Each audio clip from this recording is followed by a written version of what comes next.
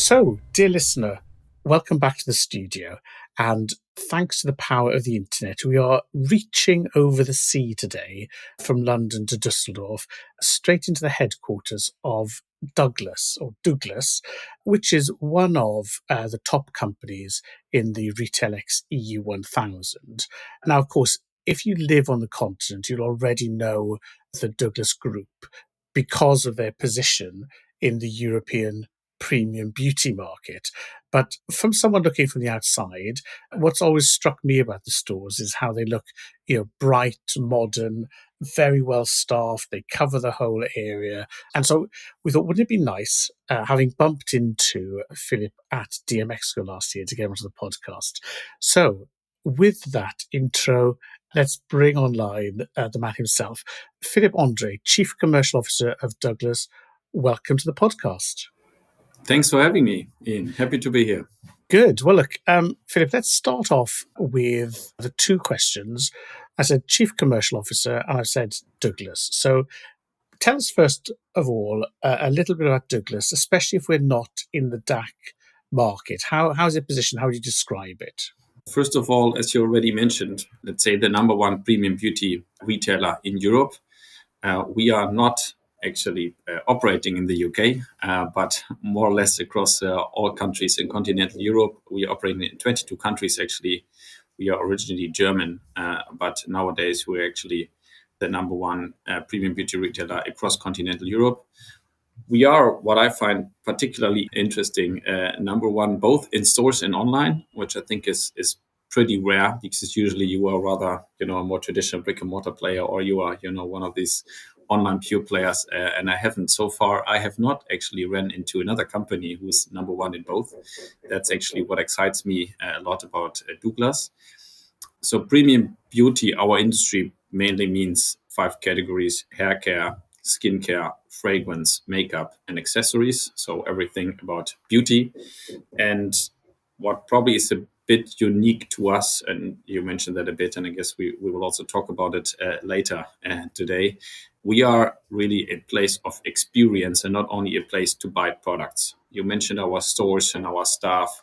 So what's really, I think, unique for us as a retailer, both online and offline, we really bring this experience to life, mainly because customers just enjoy, experiencing premium beauty products. So we are in a very thankful industry in that sense. They love to go to our stores. Also, especially young customers in Gen Z go even more to stores than the older generation. And they just like to interact with products, get advice, get beauty services that we have. So that's also why the experience is so important.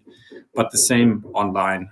That's why we do a lot in the social commerce space. We have a lot of content and tools. You also touched a bit on them, AI-based tools about skin analysis and so on. It's just a great industry where people just, they just love to interact with our products. And that is great for us. So that's also why we just try to engage with consumers and not only sell products. So it's interesting how, you talk about the consumer, and I'm getting a real feel of that enjoyment of being in the store with amazing products that, make you feel, better and healthier. But then I immediately start breaking that down, because we talk about beauty, but the category now spans, from 10 years old to 90 years old, from a whole range of things. Fashions and trends move so quickly. There are meta trends, around clean cosmetics, etc. And then all the different styles, 22 countries.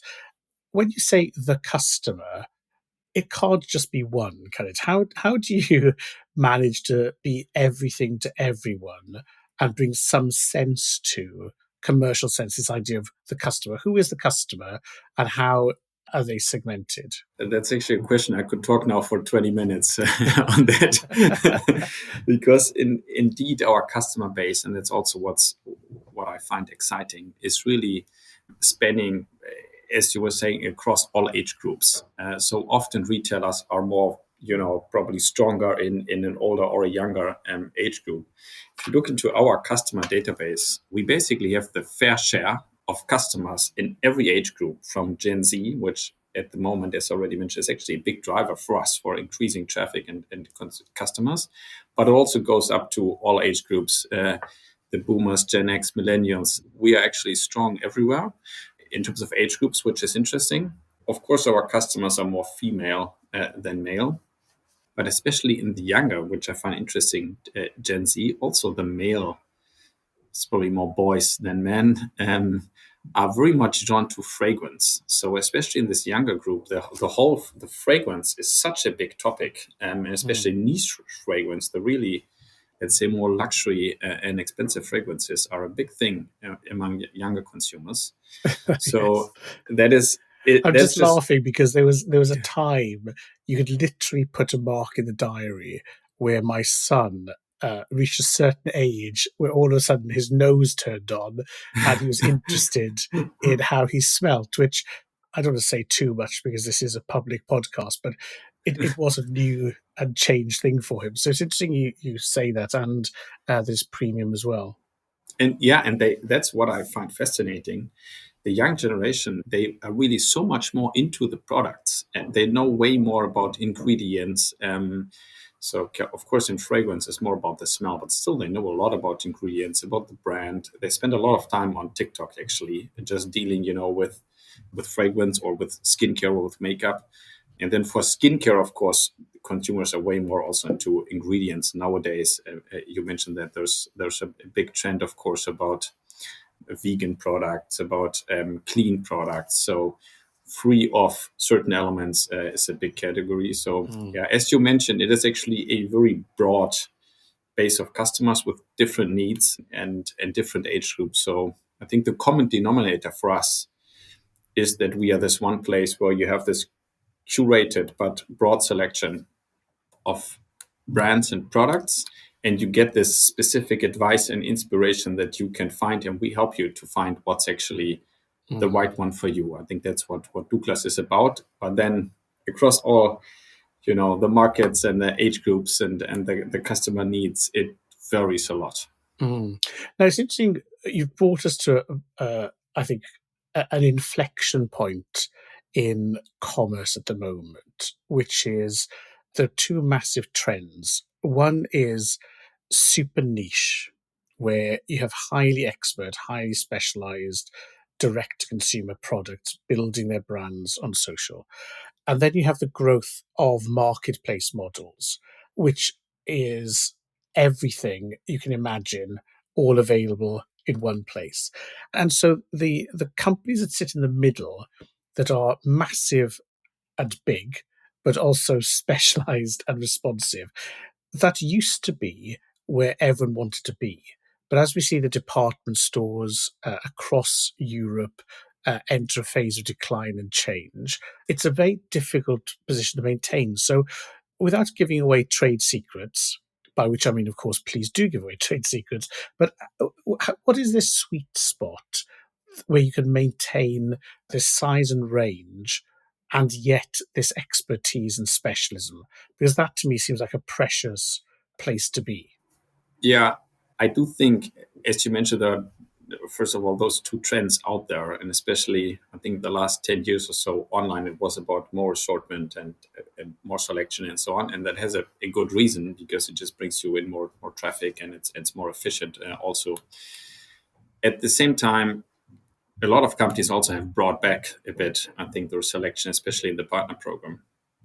We also have a partner program. I think it's unique in, at least in continental Europe, and premium beauty or beauty in general. It is very successful for us, but we've also brought it back a bit to focusing on, beauty adjacent categories and not everything you find in lifestyle. Because I think the most important is actually for every retailer, being it online or offline, to have a clear brand that the customer really understands what it's for. And I think that's actually the most important one. And then you have, of course, the big marketplaces out there. They just stand for everything, for the selection. We stand for premium beauty and some adjacent categories, but around premium beauty, by adjacent, I mean, then you also have beauty tools, and you have things like inner beauty. So there are a lot of, adjacent categories. Yeah. Also, jewelry you can see as beauty. So there are some adjacent categories, but you should, I think, be focused a bit on who are you and where does a customer see you, to have also this expertise. And this is still a broad space. So also with only premium beauty products, you can end up with 100,000 SKUs plus a marketplace or partner program, as we call it, assortment. So it is also not that narrow, if you know what I mean. Yeah. But I do think it is important to stand for something, and that's for us very important because this expertise and advice, as I mentioned, is for us so crucial. Yes. That we really want to have a product that we also stand for, we can explain. But of course, at the same time, we are the number one destination for premium beauty. So everything that is relevant within premium beauty, we should have, and that's also what we do have, actually. Yes, excellent. Now, before we go back into Douglas, let's just track back and look at the role of Chief Commercial Officer and your career. So, a quick look at LinkedIn, which I obviously encourage our listener to do, will show that you've come from a sort of engineering yet marketing background, PhD in marketing, McKinsey, Chibo, store I've always loved, and then arrive at Douglas, where you were Chief Digital Officer, and that was changed to Chief Commercial Officer 2 years ago, I think now. So this move from marketing, engineering, digital, commerce, there's a sort of a wiggle going through there. So can you maybe just draw us a line of how engineering and digital disciplines meet marketing and become commercial? Yeah, that's probably not the most common, let's say, combination of things, and I think that's actually something that is, let's say, a common theme through my career that have always a bit combined, let's say, probably a bit rarer things, because also today I'm combining, I don't know, tech, IT, and marketing, and digital, and a lot of other things. Yeah. I think I've always been interested in various aspects, let's say, and I think you can learn a lot always from one to the other. I do, as you mentioned, I'm an engineer from background, and then I did a PhD in marketing. Probably that is not the most common development. And I started my career at McKinsey as a consultant at McKinsey and Company. So let's say for my peers at university, that was already, not okay as an engineer. But then doing a PhD in marketing, I completely lost it in that view. As it's you're down to 3 friends by then. Exactly. But then I also did that because I just wanted to, gain more experience in the commercial side of things. I was always drawn to, marketing and sales. And then after McKinsey, I actually built up. That was before I joined Chibo.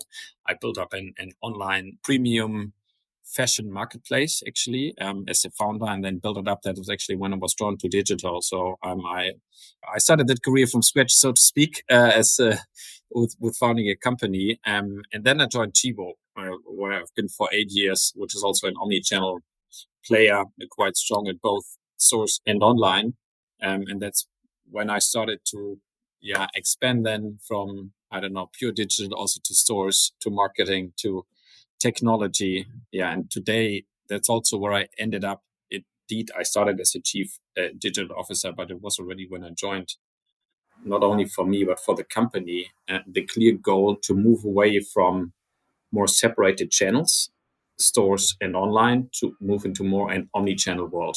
So under the old management, there was basically the structure of having a chief digital officer. And I think it was great to build up an online business that is just top notch. But at the same time, in the long run, I fundamentally believe that an omni-channel view is just helping more. So that's why we changed the role to a chief commercial officer. So today, basically everything a customer gets in touch with is sitting under my wings, so to speak. So the digital business, but also store concepts, store operations, marketing, CRM, retail media, and also technology as an enabler. That's actually the common theme today, because we do not want to focus on where a customer buys at the end of the day. For me, omnichannel is also not only about, click and collect and, buy here and pick up there, but it's actually more about this omnipresence. We are an ecosystem about premium beauty. Whenever a customer wants to get in touch with premium beauty to buy something or just to get advice, getting inspired, he or she should end up with Douglas. So, and that's also what we see. Consumers are just looking on the website, looking in our social content, looking in the stores, doing beauty services there, getting advice from our beauty advisors in stores. And then if they buy left or right, actually, I don't really care. And that's why we changed that. And we are very happy with this development of the company into this, let's say, omnichannel ecosystem, because I fundamentally believe it's the stronger business model also going forward. So it is interesting, this move where digital was a disruptor and therefore it needed to have its own silo of expertise and development path within the organization. And we've seen this in the past with marketing and the ascendancy of the CMO. We've seen it with business process, engineering. It's as if many of the disciplines have a moment in the sun where they need to be fast tracked. You're integrating all of these customer first. As you look towards, with all the changes in AI and the capabilities that offers us, do you see that there's a new area coming up that would lead to have its own chief something officer? Would it be, I don't say chief AI officer because that's sort of still within digital, but are we going to have a period of stability and coherence around the customer? Or are there some disruptions that are going to need to have their own teams in order to take advantage of them? That's a very, very good question. I personally think and hope that we will stay with the era of a customer first. AI is, of course, Gen AI especially, has the potential and will most probably also disrupt how consumers behave. I fundamentally believe in that. So that will have a big impact. But I do believe that you should always come from the customer and not from the tool. So digital is a tool, AI is a tool. And I think that's also what you've seen in the digitization of stores over the last 10 years. So every company, and I did the same mistakes, to be honest, thought, okay, in the stores, let's do just everything digital because digital is, let's say, the new thing. So you put screens everywhere and you're supposed to use the app everywhere. And there are good reasons to put screens in stores. We have screens in stores. There's also good reason to use the app in store, but you should really think about where's the real benefit for a customer in using these tools. So we have, for example, it's also AI-based, a skin analysis tool in our app that you can also use in a store to find the right products that fit your skin. That's actually a great tool. We also have digital screens for retail media that we can also use in stores. So also a great tool. But just to put digital, it's just a tool. It shouldn't be the mean. It's just, the tool. So, and with AI, I think it's actually the same. AI is a very powerful tool. Especially Gen AI, and I think we are working on that, and we are doing a lot of our experiences in that, and think there are a lot of areas where it can really change significantly the way we work and also how a consumer interacts with brands and retailers. But still, it is very good if you just come from the customer and think about what makes a difference. Yeah. Well, let's hope this customer phase lasts a good while. But you're doing a lot with AI. So let's maybe just jump onto that thread at the moment. So tell us a bit more about the AI and the beauty advisor chatbot, for example, but also how it works then with your store staff, because you've got thousands of store staff who are very well trained. They know the products, the customers, they have to answer questions about all the various ingredients. So you have deep expertise and experience in the staff, a large number of staff, and Gen AI, and the customer. Is this a recipe for joy and happiness or chaos? How is that working together? I believe and hope for joy and happiness. I had to let you say that. So. Thank you. No, but of course, there are also, let's say, options for challenges there. But I think, first of all, we are using AI, the more traditional AI, already for years, very operationally, in pricing and demand and order management in other areas and recommendations. So that is something that's already live for quite some time and has a big business impact. Now, Gen AI, as of, that's actually a great tool. It's also great to work with it. And there we have various areas where we work on. And one is the customer-facing part that you were just mentioning. So we developed a shopper assistant, but this is today still at POC. It is not live to the real consumers. It is live to internal, let's say, employees being consumers. And indeed, the idea behind it is to be, let's say, a digital beauty advisor. I do think, I mean, you mentioned earlier also the, broad assortment versus a more focused assortment. I do think that this Gen AI is changing the way how consumers interact with retailers. We are getting to this more conversational AI. So consumers, I do think with Gen AI, it is for consumers a tool to digest, the selection that's out there. So it's actually like a beauty advisor. They will use tools like that in the future to get recommendations that are really fit their needs and that are really based on, let's say, a conversation they have with a chatbot. So what we've been doing, you mentioned our beauty advisors in our stores.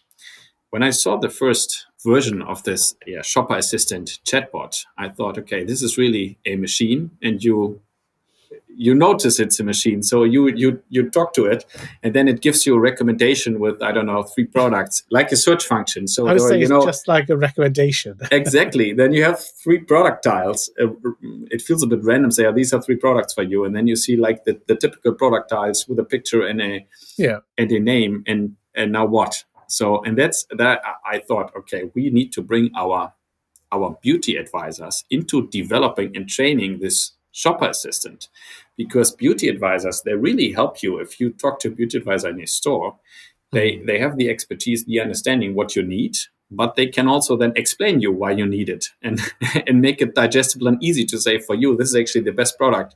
We also probably have I don't know, different brands, but at the end of the day, can explain you better why this is the right selection. So we used our beauty advisors to train the chatbot, because this is where I think the magic lies. That it does not feel like a machine. It does not feel like a Rico engine. It really feels like someone who's giving you a good advice with expertise. So this is how we brought that in. And I think when we bring it live, it is a tool that beauty advisors also can use for themselves. So, like a co-pilot to advise customers.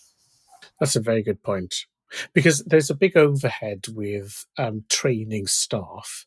Because, like customers, they have products they're used to, products they've known, and what we see is that your shift in beauty buying. Once you trust a brand, you know it suits your skin or you like the way it looks, it could take 5 to 7 years for a life change to make you switch brands, such as the level of loyalty you have, but also habituation. So this advice really does live in a very precious space where high integrity is needed. So how do you balance? If you think about recommendation engines, there was a time, maybe 15 years ago, where their job was to make the customer get a better choice. But very quickly it became, let me suggest something that makes more money for me. And so there's always this tension, which younger consumers are used to because they've grown up with it. So one of the things that we see in the beauty space is that there's a lot of trust that you are telling me the truth, that you care for me as a customer. So how do you balance that when you're training the AI? Do you say, is there a slide that says you're 100% for the customer or 100% for profit? Or are you helping the store staff sell more or helping them know more? Setting the parameters for the Douglas AI must be quite a challenge. How do you discuss that internally and decide where the AI should sit in this relationship? For me, it is always about the long-term customer relationship, because I also fundamentally believe, as you mentioned, in beauty, trust is even more important. But also in general, I just think if you make a customer happy, then he or she will come back. So I think it's very short-sighted to look at the short-term profitability of this one order. So that's why for us, both in recommendation engine, but also in what our beauty advisors do and what the chatbot is doing, we are really focusing on bringing the right products for a good customer experience, and then he or she will come back. I really believe making consumers happy and really help them is always the best option. Wonderful. Well, look, we've done quite a bit on AI, but I don't want to forget wonderful supply chain and operations. I know this is also an interest area of yours because you've been working to extend, your warehouses and how you can balance localized assortments with centralized efficiency. So, again, just to track back, I think you mentioned 22 countries, different regions across Europe, thousands and thousands of SKUs, differences in local markets. What was the challenge there, and what have you been doing on the warehousing and operational side? Yeah, so we are actually in the middle of the transition to move from, let's say, local warehouses and CDCs in 22 countries to 7, what we call OWACs. OWACs stand for One Warehouse, All Channels. That's So such a cool name. yeah. I think I need to delete this bit of the recording just so I can pretend I thought of OWAC. But anyway, you said it. It's on the record now. I love that. OWAC. Yeah, and it is actually two dimensions. One is, okay, it's one warehouse both for online and offline channel. At the same time, it is also then, okay, 7 warehouses for 22 countries also means it's actually, most of them are multi-country warehouses. So why do we do that? Of course, to have a more efficient operating model and also to lower our inventory levels. So historically, we had what we call CDCs. That were for our store business. We did not have a central warehouse, but in the CDCs, we actually distributed the products to our stores. And then the stores have been, let's say, the small warehouse for themselves. So that, of course, leads to high inventory levels in stores.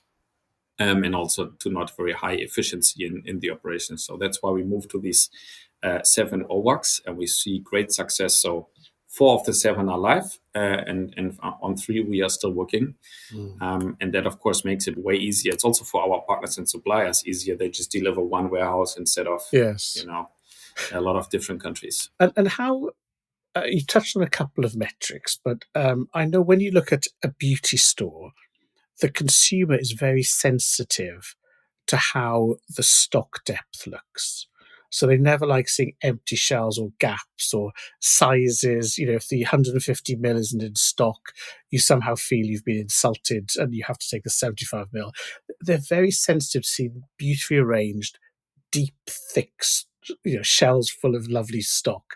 So how do you balance this lean stock with hundreds of trips back and forth from the OWAC to the store, not losing availability? How are you measuring the success of this? Yeah, I mean, of course, you always need to have the right balance between not only out of stocks, but also visual merchandise to have products in store. But the beauty behind our new supply chain is that, let's say, the delivery to stores is just more often. If you get delivered twice a week, then okay, you can always get the product back within 2 days. So in our old supply chain world, this takes probably 2 weeks. So that's why you don't have this trade-off so much between availability and depth. And that's why this is actually, it is a game changer in that respect without having really these negative effects. And yeah, as you can imagine, there's also a big operation, so it's probably not as fancy as an Gen AI tool, but you can imagine it's that's a big change and a big operational change for us. But we are very happy with how this is developing. Good. Well, I hope you won't be surprised to hear that our listener has a deep affection for warehouses. Every time we touch on warehouses, it's the most popular feedback. It's like, oh yeah, marketing, yeah, AI, but show me a beautiful warehouse and people get excited. That's actually my engineering background coming also to play. I love big warehouses and the machinery in there and the optimization. A forklift truck and a really good conveyor belt. That's a Saturday morning well spent for me. Anyway, we're showing too much. Look, Philip, we're getting towards the end of our time, but I'm conscious that under your remit, we have these enormous areas so far, with the customer responsibility, AI stores, the merchandising, the warehouses. So that's Monday and Tuesday taken up. So in the rest of your working week, what else is keeping you busy that maybe you're working on for the coming year? Is there anything particularly exciting on top of what we've covered? Yeah, there are, of course, a lot of initiatives going on in our strategy, which we call Let It Bloom strategy. And I will not repeat all of that, but I will put a link to that because I was interesting read on your website about that. Yeah, it has actually just generally 4 pillars. One is being the number 1 premium brand. I mentioned that. Then having actually the best selection out there. And thirdly, it's the omnichannel model. We already talked about that a bit. And then having an efficient operating model. And then probably 2-3 things to point out that are interesting dynamics in our market. When we talk about omnichannel, it is not only the omnichannel experience. We've talked about digital tools and so on, but we are also expanding our store network and refurbishing our store network quite a bit. So we are opening 200 new stores in a 3-year time span, plus refurbishing 400. Yeah, that's indeed a lot. We are well underway because we are in year 2 of 3. Sorry, can I just pause? If I'm a customer, I mean, the store of yours I know best for my sins is the large store in Cologne by the train station. Oh, because I always end up going in there when I've got the train times wrong. So I know that store. It's new, it's bright, it's well ranged, very buzzy store. So when you're renovating and rebuilding the stores, would a loyal customer walk in and go, "Wow, this is new"? What's the big change? How would the customer perceive the value of the upgrade? it has several elements. One is, of course, just a more modern image, and yeah, we're just a modern brand, and that you also should experience that in the store.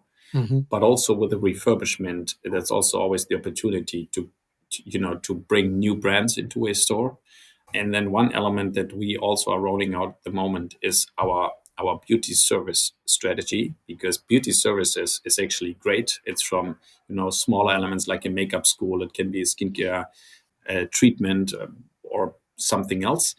That is also an experience. It also gives trust to our consumers, and it is also enhancing loyalty, of course, and triggering additional product purchases. So that is also something that we always bring in now with the refurbishment in stores where this has not been happening before. And that experiential element is definitely important as stores change from being simply mini distribution centers to places where people will hang out for 45 minutes to an hour. Exactly.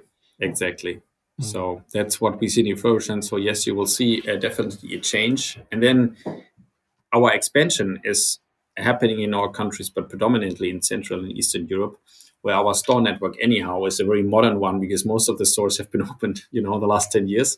But there are also more white spots. So there's still a increasing penetration of premium beauty. So that's also where a lot of the expansion sits.